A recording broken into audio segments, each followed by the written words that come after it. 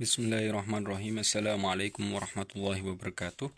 Baik, di sini saya akan atas nama Adi Ramdhani akan menjelaskan tentang apa itu evaluasi non-teks. Secara sebelumnya kita membahas tentang instrumen evaluasi non-teks. Terlebih dahulu kita akan membahas tentang makna dari evaluasi itu sendiri. Zainal Arifin menjelaskan arti dari evaluasi.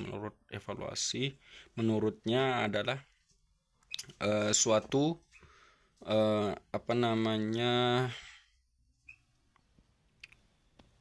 proses yang sistematis dan berkelanjutan untuk menetapkan suatu kualitas dan mencakup nilai dan arti dari sesuatu. Pengertian instrumen evaluasi non-teks adalah penilaian yang tidak menggunakan tes, baik tes uraian dan lain-lain. Sigit Pramogo menjelaskan pengertian dari evaluasi non-teks yaitu penilaian yang dilakukan tanpa menguji peserta didik, melainkan dilakukan secara dengan menggunakan pengamatan secara sistematis seperti observasi, wawancara, penyebaran angket, dan meneliti dokumen. Terus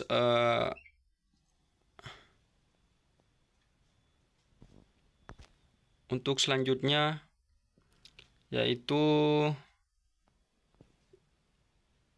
instrumen non-teks digunakan untuk penilaian untuk kerja, penilaian produk, penilaian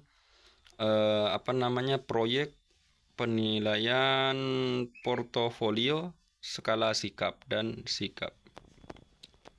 Terus untuk selanjutnya yaitu macam-macam evaluasi non-teks. Yang pertama yaitu observasi. Pengertian dari observasi yaitu metode atau cara-cara dalam menganalisis dan mengadakan pencatatan secara sistematis mengenai tingkah laku dengan melihat atau mengamati individu atau kelompok secara langsung. Terus ada pun alat yang dapat digunakan untuk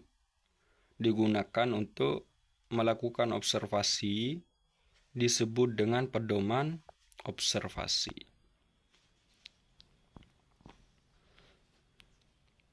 Terus dalam rangka evaluasi hasil pelajaran, observasi digunakan sebagai teknik evaluasi untuk menilai kegiatan belajar yang bersifat keterampilan atau skill.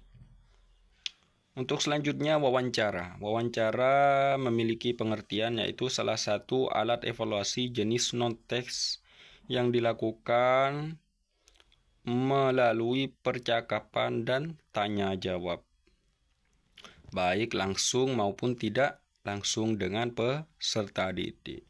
Artinya wawancara langsung ialah proses tanya jawab yang dilakukan secara bertatap muka dengan guru. Kalau seumpamanya wawancara yang tidak langsung yaitu seperti menggunakan HP atau online.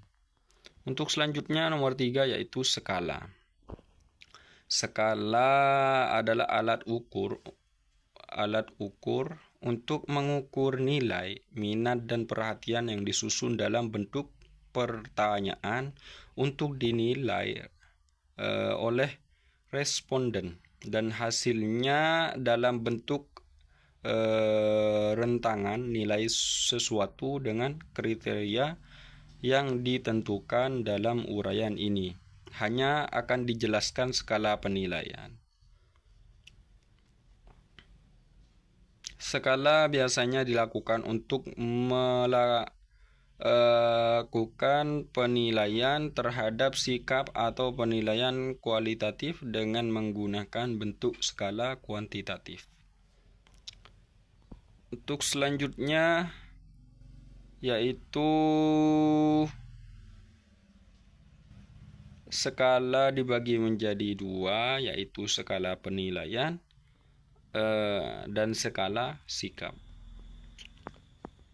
Terus studi kasus pada dasarnya mempelajari tentang intensif seorang individu yang dipandang mengalami suatu kasus tertentu. Misalnya mempelajari secara khusus anak nakal yang anak itu tidak bisa bergaul dengan orang lain, anak yang selalu gagal belajar, atau anak pandai, anak yang paling pandai disukai teman-temannya.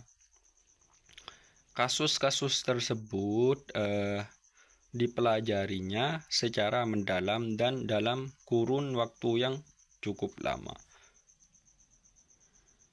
Mendalam artinya mengungkapkan semua variabel yang menyebabkan terjadinya kasus tersebut dari berbagai aspek yang mempengaruhi dirinya. Terus untuk selanjutnya angket atau kuesioner merupakan teknik pengumpulan data yang dilakukan dengan cara memberi seperangkat pertanyaan atau pernyataan tertulis kepada responden untuk dijawab. Dalam proses pembelajaran di kelas, responden yang dimaksud adalah peserta didik. Guru bertindak sebagai perumus dan pembuat angket. Dari macam-macam evaluasi di atas, kita sebagai pendidik atau seorang yang mencari wawasan, kita bisa melakukan evaluasi non-teks menggunakan cara evaluasi wawancara, angket, dan skala dan studi kasus. Dari beberapa cara tersebut kita sebagai pendidik mempunyai pandangan yang baik terhadap peserta didik. Dari cara-cara evaluasi non-teks ini sangatlah efektif dalam melakukan evaluasi pembelajaran. Terus tahapan evaluasi non-teks yang pertama, menetapkan apa yang akan diukur. Yang kedua, menentukan instrumen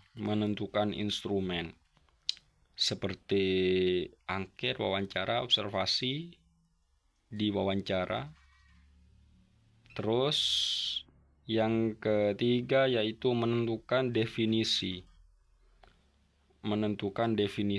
atau batasan tentang aspek yang akan diungkap. Terus yang keempat yaitu